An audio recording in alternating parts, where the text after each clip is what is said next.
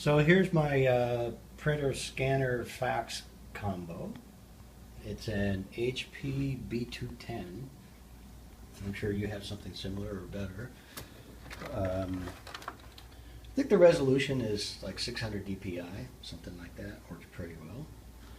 So like I was saying, what I did is pretty much, clear the table off for like an extended couple week period of time and just say it's going to be a factory for a while. Don't have to do it all at once, just a couple a night. For example, take a picture out of here. Just lay it down. Oops. Wow. I don't always do that. Then my favorite tool over here, get my glasses on, is Photoshop.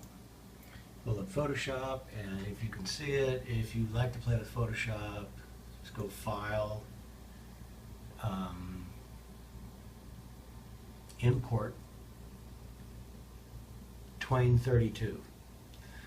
You select the Twain device, and then after you do select Twain 32 is the device that you selected. In this case, I've selected that printer scanner. And when it comes up, I get a choice of, different kind of gray scan, black and white, color, whatever. Resolution, I could get 75 dpi, or let's go for, well, I guess I have options to go clear up to 12. So let's just try 600.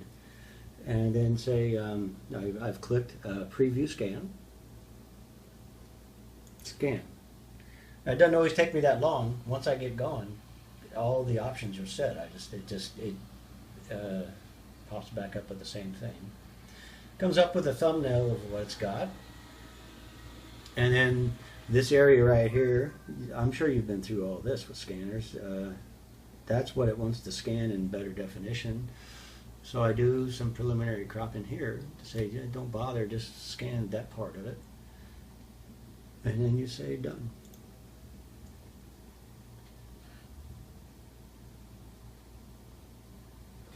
And you'll hear, this is where,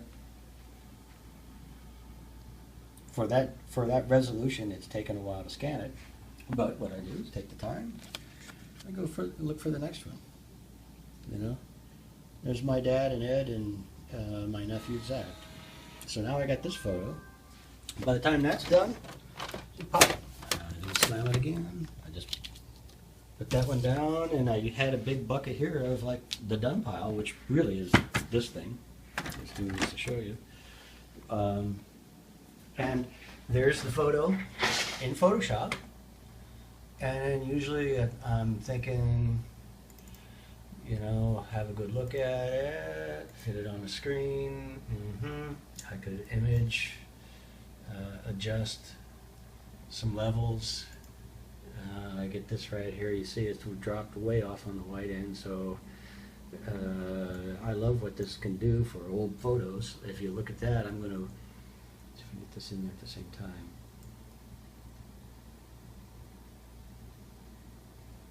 Could do that. Bring this end down. There we go. Essentially brightness and contrast. And then some of them, they've yellowed. I can adjust color, crop it a little better, do what I want, and then just save as. And you'd have an option of JPEG. And like I say, once you select JPEG, you get this stuff all set up. You don't have to do it again. It's just like picture after picture after picture. So that's how I scan them.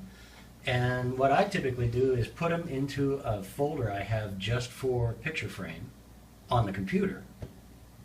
And then all I got to do is copy that, and that folder has subfolders of, Christmas this year, Thanksgiving that year, some other event, blah, blah, blah. And then those are all in a folder just of picture frame. And then all I do is hook this up. You just copy one folder over to that memory SD card, turn it on, set it on the coffee table.